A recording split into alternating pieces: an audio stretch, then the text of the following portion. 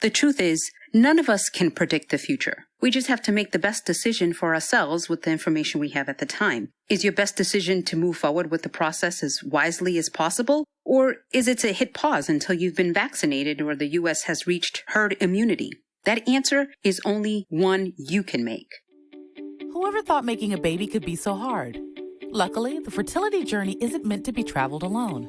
Eloise Drane has helped hundreds of people build and grow their families over the last 15 years, and she's ready to share her insider knowledge and expertise with you. So grab a seat and let's talk fertility and alternative family building in the Fertility Café. Welcome to Fertility Café. I'm your host, Eloise Drane. This is the first episode of Season 2 of the podcast, where we take an honest look at modern family building through surrogacy, egg donation, and embryo donation. On today's episode, I want to take a look at how COVID-19 has affected surrogacy in the United States, what challenges and opportunities, yes, opportunities, have appeared, and what we can expect in the foreseeable future as vaccines are distributed. We'll look at the topic from the perspective of both intended parents and gestational surrogates. How did the pandemic disrupt or alter people's plans for surrogacy journeys in the United States, and what's the current status? I don't have to tell you that the current global pandemic has upended our lives in an unprecedented way. Are you tired of that word, unprecedented, yet? I know I am. But there's really no better way to describe what we're living through. Over the past several months, we've all had to make adjustments and alter our plans in new and drastic ways. Let's get to the biggest question right up front. Are surrogacy journeys still happening? The answer is yes. Absolutely.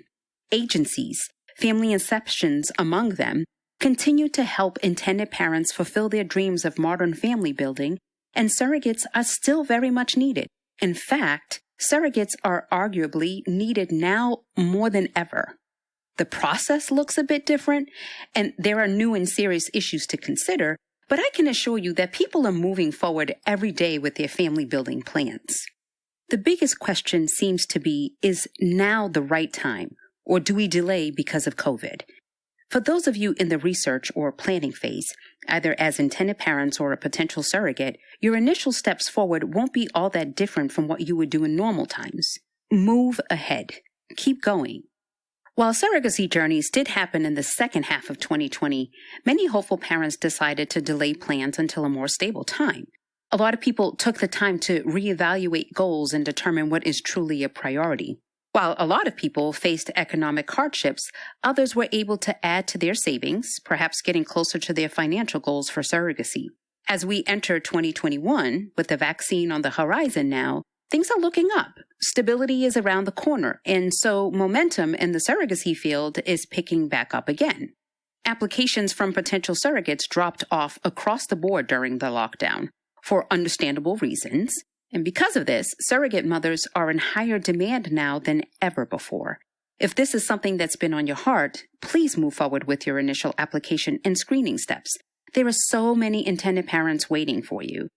If you've been on the fence about moving forward with surrogacy because of COVID, now might actually be the best time to start taking action, especially when you consider a typical timeline. A surrogacy journey for intended parents typically takes an average of 15 to 20 months, sometimes longer. If you've been dreaming of growing your family via surrogacy, I don't think coronavirus should hold you back. And the reality is, many intended parents don't have the luxury of time. Delaying the start of a journey by a year or more just isn't feasible for some. Your journey is just that, yours. So you have to weigh what's right for you. If you would be more comfortable waiting until the pandemic has subsided, then you would be well within your rights to do so. I can say that if you feel comfortable moving forward, if your doctor and other medical professionals have given the green light and you feel strongly that you want to get the ball rolling now, it's a good idea to start taking action. It's a long process after all, so you are still many months away from a possible embryo transfer and pregnancy. I also fully support those of you who are on the fence. Under normal circumstances, you would be ready to jump right into the surrogacy process, researching and meeting with agencies, beginning the search for a surrogate, diving into the embryo creation process. These are anything but normal circumstances. I get it. Here's what I would say to you, though. Lean into the preparation stages, because heaven knows there is a lot of preparation that goes into a successful surrogacy journey. Now is a fantastic time to do your homework. Contact a variety of agencies via phone or the internet. Set up virtual consultations. Virtual video chats are a thing for our agency even before COVID. And if we want to look on the bright side, we're all much better at navigating Zoom meetings now than we were this time last year. You may want to look into going the independent route without hiring an agency. In that case, you have a lot of research and planning to do. A great place to start with that is Surrogacy Roadmap, our comprehensive course on independent surrogacy. You can find a link in our show notes. If you do decide to go the agency route, let's say you find one you feel good about. You like their services and get a good vibe from the people who work there. You find nothing but positive reviews and see that they've been around for a significant length of time. In normal times, you'd be ready to sign a contract to get the ball rolling. Do you hold off because of COVID, or do you take the next step forward? Let's go back to our timeline. Typically, after you sign on to work with an agency, you'll start the matching process to find your surrogate. This can take anywhere from 4 to 8 months. Once all of the T's are crossed and the I's are dotted on your surrogacy agreement, you'll start the embryo transfer portion of the journey. This could take another 2 to 3 months. So in all likelihood, your surrogacy pregnancy will begin somewhere between 6 and 9 months from the time you sign your agency contract. Picture life 6 to 9 months from now. Can you see things being drastically different? Now that vaccines are being distributed, I think it's safe to say that yes, things will be different. Dr. Anthony Fauci, director of the National Institute of Allergy and Infectious Diseases, gave us his prediction for when life might get back to normal. In a December 2020 speech, Dr. Fauci said he expects the United States to reach herd immunity by the end of summer or early fall 2021, if we can vaccinate 75 to 80% of the population. Thinking about all of the ways our knowledge and understanding of coronavirus has changed since the beginning of the pandemic, I can only trust that we'll be better equipped to handle post-COVID life in the future. We have a lot of reasons to be optimistic about life later this year. My recommendation is that if you are an intended parent hoping to begin a surrogacy journey, there's no reason to not get the ball rolling with an agency. If you're not quite ready to commit to an agency, maybe explore independent surrogacy.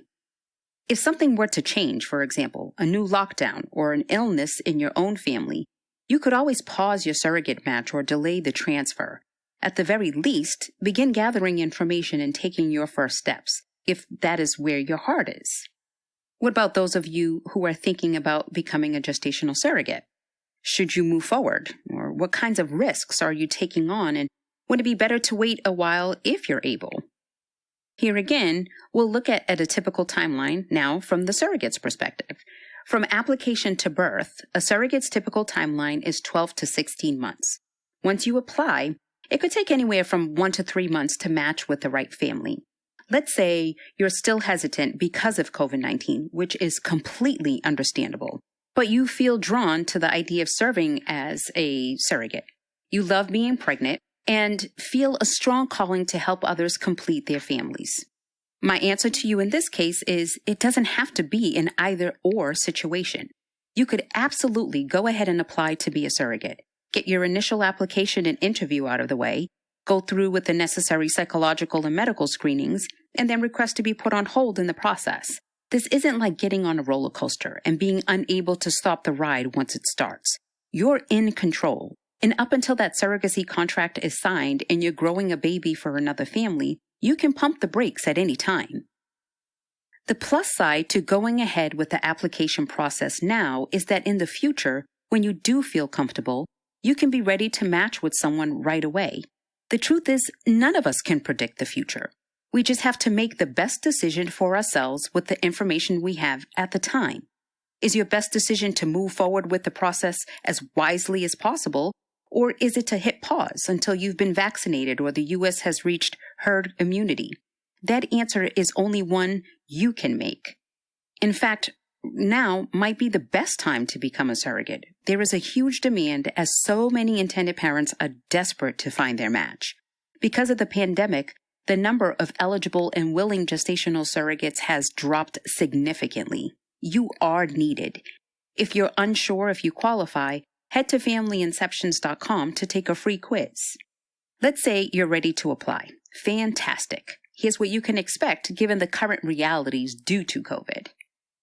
First, in this era of social distancing, you can expect to meet virtually more often than not. You should expect remote meetings with agency personnel, counselors, attorneys, financial planners, and medical staff whenever possible. When you do need to attend a meeting in person for a medical screening or procedure, for example, you'll need to adhere to precautions like wearing a face covering, maintaining a 6-foot distance from others, washing your hands frequently, getting your temperature taken, and so on. In-person meetups between intended parents and surrogates will be few and far between and socially distant, if they happen at all. Surrogates expect your prenatal appointments to look very different from any past pregnancy. You'll probably have to attend all of your doctor visits alone, without your partner, children, or the baby's intended parents. You'll wear a mask to each visit, have your temperature taken upon arrival, and you'll prepare for a pandemic-era labor and delivery experience. Don't worry too much. We'll talk later about COVID and pregnancy in general, but for now, know to expect much of the same changes we've already discussed. Again, you're picturing life several months down the road, 12 to 16 months from now. Hospitals and day-to-day life will likely be very different from how they are now. If you were to head in to give birth today, you will likely be limited to one support person. The intended parents may or may not be able to be present for the birth, depending on the hospital in which you would be delivering. You would be given a COVID test as a precaution, and you would notice hospital staff wearing extra PPE. If you happen to test positive, you would probably have to wear a mask or take other precautions to prevent spread of the virus while laboring.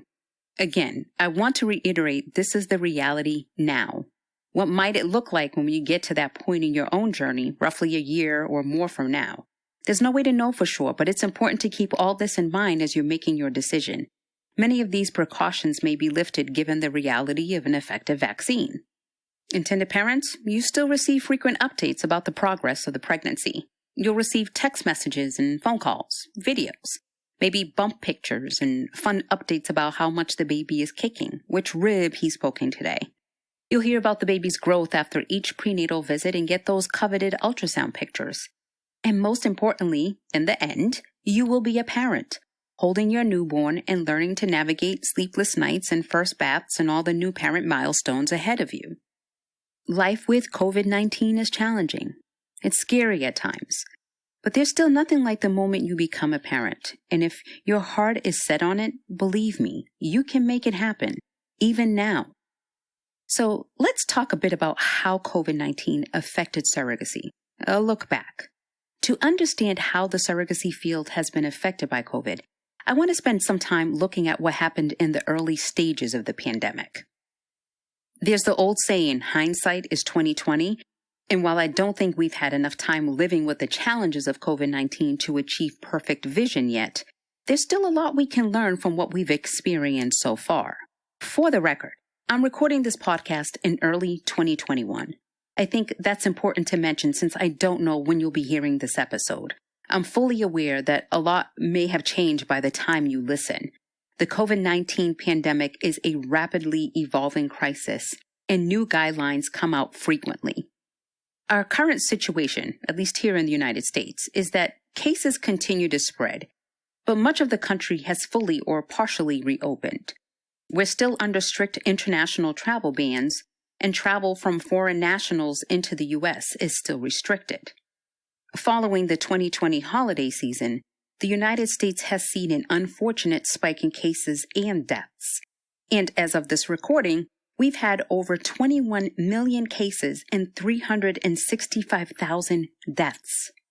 To say that we are far from having this under control would be an understatement. However, there is hope as the vaccine gets distributed.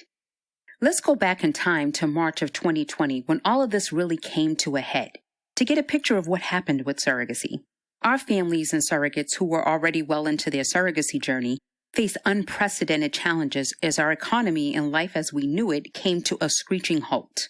For those just starting the initial phases of a journey, there may have been a slight delay in communication between intended parents, surrogates, and agencies or other professionals. I know for us, we had an uncertain couple of weeks as we transitioned to working from home.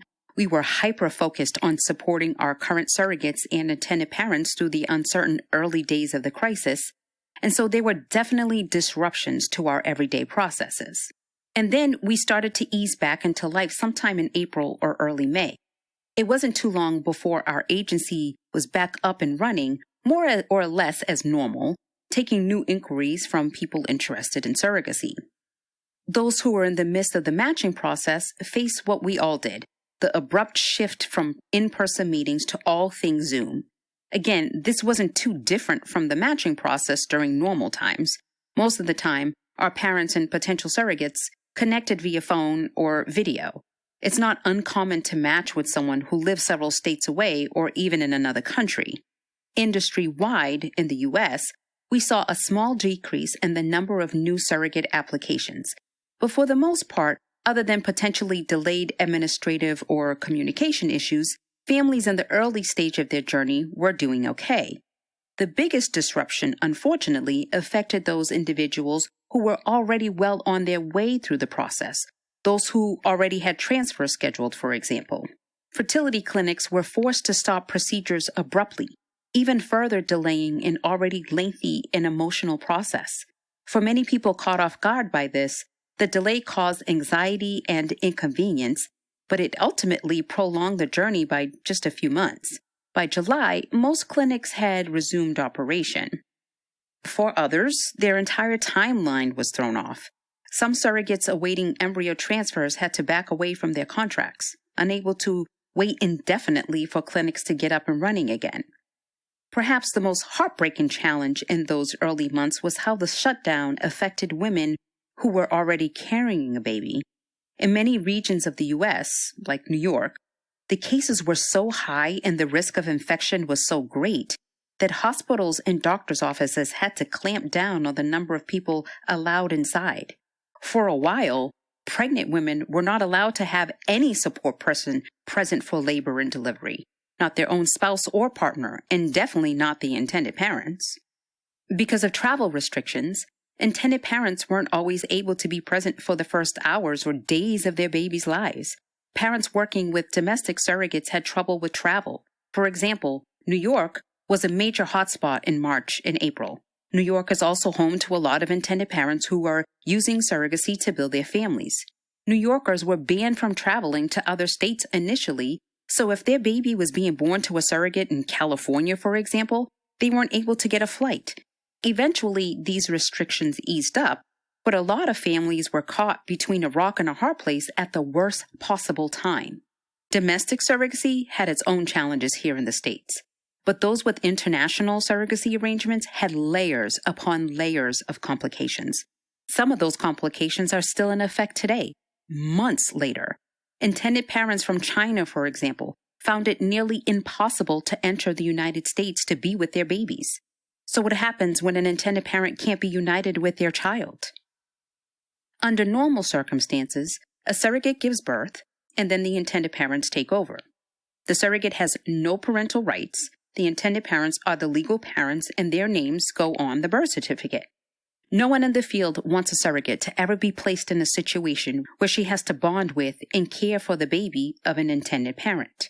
A major tenet of gestational surrogacy is to maintain healthy and distinct boundaries. The gestational surrogate doesn't breastfeed, do initial skin-to-skin, or otherwise care for the child. The way it's supposed to work is that the intended parents step in to hold their child for the first time, performing all of the important firsts with him or her, like spending the first hour holding the baby skin-to-skin, giving him his first bath, dressing her in her first outfit. When the world shut down, so many intended parents were robbed of this opportunity. Babies born to surrogates were literally stranded in some cases. I'll be honest, it was extremely hard for me to watch this unfold. Imagine being the parent of one of these babies. It was hard. It was a very hard and dark time for a lot of people. The rocky path forged by those first babies and intended parents has served an important purpose, though. It's shown us a vulnerability, especially in the international surrogacy process, giving us the opportunity to come up with contingency plans and legal avenues for protecting the rights of intended parents. But it's also shown us just how resilient and determined intended parents are. Truly, love knows no bounds, literally, figuratively, in all things in between. So what were some of the solutions when parents could not physically get to their babies? In some cases, the surrogates offered to care for the child until the parents could arrive. And not to put too fine a point on it, but this is not ideal. We don't want surrogate mothers feeling as though they have to care for the baby. That's literally a provision of the arrangement and part of what makes it a transparent and ethical practice. The gestational surrogate agrees to carry the baby but has no claim, desire to keep, or expectation to care for the baby. In other cases, agencies worked with the surrogate and the parents to hire a nanny and provide housing. Some had to be assigned temporary guardianship in order to care for the child. Relatives or friends of the intended parents were located in some cases, and they were charged with caring for the newborns. It was a logistical, legal, and emotional nightmare. Basically, COVID-19 threw the surrogacy world into chaos. There are no official numbers on how many babies were stranded around the world, but it was definitely too many. One estimate that at least 200 babies were stuck in the U.S. during the early days of the COVID-19 shutdown. Closed embassies, passport offices, vital records departments, and courthouses all threw the system into a standstill. Pre- and post-birth orders were delayed. Families couldn't obtain birth certificates or passports in a timely manner. The repercussions of these closures and delays are still being felt in some cases. In other words, it's been a gigantic mess. It's a gigantic mess that's exposing some weaknesses, loopholes, and vulnerabilities of some important systems, though. And that can be a good thing. The silver lining in all of this is hindsight. The struggles and frustrations of those early pandemic days caused us to rethink and adjust for our new reality. It's not easy, but when it comes to the love of a parent has for a child, whether that child has been born on this earth already or is yet to come, there are no limitations and no obstacles too difficult to overcome. And so, yes, we are forging on in the surrogacy community. Agencies like Family Inceptions are very much here to help you navigate the process. Surrogacy attorneys have been hard at work reimagining contracts to account for situations we never would have dreamed about a year ago. Advocates are lobbying governments to account for the rights of intended parents in terms of expediting travel visas and passports. It's not easy, but then again, nothing in parenthood ever is. Of course, it's easy to say, where there's a will, there's a way. But the ugly truth is there's still the threat of a potentially deadly, novel virus out there. Bureaucratic obstacles aside, there are serious health concerns to think about. Clearly, COVID-19 is a health risk, which leads me to my next point. What happens if the surrogate mother contracts COVID-19 while pregnant? The uncomfortable truth about the current pandemic is that we still don't have all of the answers. Scientists and medical professionals around the globe are working tirelessly to study questions like this and come up with some definitive answers. But for now, we have to operate based on the best information we have available at this point in time. The American Society for Reproductive Medicine, or ASRM, has been diligent about following research and putting out guidelines for how we should all operate during these times. In July, the ASRM adopted recommendations to make surrogacy as safe as possible. These recommendations include taking into consideration the current COVID-19 situation, where the intended parents and gestational carrier or egg donor live, using frozen donor eggs and sperm shipments for embryo creation instead of traveling to obtain them, documenting if a donor or surrogate has had close contact with someone who's had tested positive for COVID-19, has had a positive test for COVID-19, or has had symptoms associated with COVID-19. Donors or gestational carriers who test positive should have their cycles canceled. They also published recommendations for precautions gestational surrogates should take while undergoing fertility treatments. These will probably sound pretty familiar. Wear a mask when in public places. Wash your hands frequently for at least 20 seconds or use alcohol-based sanitizer made with at least 60% alcohol. Cover your mouth and nose with a sleeve or tissue when coughing or sneezing. Avoid traveling to areas with active COVID-19 outbreaks. Don't socialize with anyone who has traveled to such an area for at least 14 days. So, what's the risk associated with pregnancy and COVID-19? From the beginning, pregnancy has been listed as one of the factors that place someone in the higher risk category. That goes for any pregnant person, of course, not just surrogates. But why is that? Well, the CDC website says, based on what we know at this time, pregnant people might be in an increased risk for severe illness from COVID-19 compared to non-pregnant women. Additionally, pregnant women with COVID-19 may be at increased risk for other adverse outcomes, such as preterm birth. There is some thinking that pregnancy itself makes a woman more immunocompromised than a non-pregnant woman, and so pregnancy is listed as a higher risk factor. The reality is the science is more complicated than that. I understand where the CDC is coming from, since we always want to err on the side of caution. If labeling pregnancy as a risk factor keeps pregnant individuals from being more cautious and apt to follow health and social distancing guidelines, then that's great. According to a study published in 2010, the American Journal of Reproductive Immunology, their research found that the concept that pregnancy is associated with immune suppression has created a myth of pregnancy as a state of immunological weaknesses and therefore of increased susceptibility to infectious diseases. The authors of the study, Moore and Cardenas, go on to say that, evolutionarily speaking, our species wouldn't fare too well if, as a rule, pregnancy caused a weakened immune system. They say pregnancy represents the most important period of the conservation of the species. Therefore, it is fundamental to strengthen all of the means to protect the mother and the offspring. In conclusion, the study states that categorizing pregnancy as a period of general immune suppression or increased risk is misleading and prevents the determination of adequate guidelines for treating pregnant women during pandemics. A pregnant woman's immune system definitely changes during pregnancy, and the stakes are certainly higher when there's a tiny human developing in her uterus. But the idea that pregnancy itself is a risk factor might be overstated. There is also encouraging news that COVID-19 doesn't appear to affect the infants as it does adults and older children, so the risk of the baby contracting the virus is minimal. What I want to clarify here is that if you have your heart set on becoming a surrogate to help grow another family, you shouldn't necessarily let the designation of pregnancy as a risk factor sway you. Of course, check with your doctor and always trust your gut. But this CDC designation alone shouldn't stop you. But doctors' offices and fertility clinics have made many changes to protect patients and vulnerable populations. Initial ASRM guidelines included the suspension of new cycles and the canceling of many embryo transfers. A lot of this decision had to do with the fear that local health systems would be overwhelmed. During the first few months of the pandemic, a major effort was made to flatten the curve, meaning medical personnel and resources had to be rationed, saving hospital beds, PPE, and resources to treat COVID-19 and critical patients. In July of 2020, the ASRM updated their guidelines for fertility clinics, and since then, many have begun to reopen.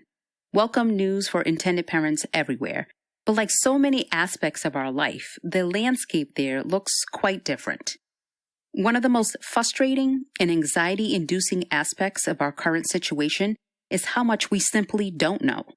And so, out of an abundance of caution, a gestational surrogate may be encouraged to self-quarantine as much as possible. The end of 2020 brought with it some light at the end of the tunnel.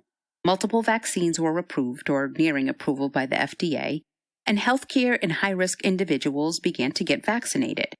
The biggest question about the vaccine as it relates to surrogacy is probably the effect it may have on a pregnant woman and the baby she is carrying. Again, there's a lot we don't know, and it's worth saying that pregnant individuals were not specifically included in the vaccine clinical trials. Still, the CDC, the American College of Obstetrics and Gynecology, and the Society for Maternal Fetal Medicine all agree that pregnant women should be offered the new mRNA COVID-19 vaccines. This type of vaccine does not contain any virus particles, and it's believed to be very unlikely that mRNA particles can reach or cross the placenta. Whether or not to receive the vaccine is sure to be one more COVID-era detail that will be added to the surrogacy contract. Intended parents and surrogates will need to discuss and weigh the risks versus benefits of receiving the vaccine while pregnant. Honestly, this is just one of many new details family formation attorneys have to scramble to account for in a contract. Let's talk about how else contracts have changed due to COVID. Surrogacy attorneys have been working feverishly to navigate and rewrite surrogacy contracts in the time of COVID. There are a few main areas of surrogacy law that require special attention. First, contracts need to include some very clear and extensive contingency plans. In light of the travel restrictions and subsequent problems for intended parents, there needs to be a clear plan in place if the intended parents can't physically get to their baby. Who will take care of the child in that case?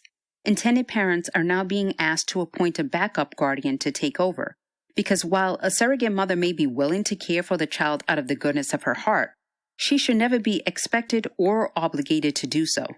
This issue is even more pressing for international and non-local intended parents. They absolutely need to designate power of attorney arrangements and temporary guardians. Getting an immigration lawyer involved may also be necessary in order to work on the court system for an exception or permission to travel in order to retrieve a newborn baby. Another new consideration for surrogacy contracts is social distancing and mitigating risk. I've heard some worry expressed by intended parents who are concerned about how a surrogate may react to COVID-19 precautions. Will she do everything she can to avoid contracting COVID? Will she wear a mask in public? Avoid large gatherings? I will say this, there's always risk with any pregnancy, and women who enter into surrogacy arrangements do so with a strong sense of service. She wants a healthy baby just as much as intended parents do.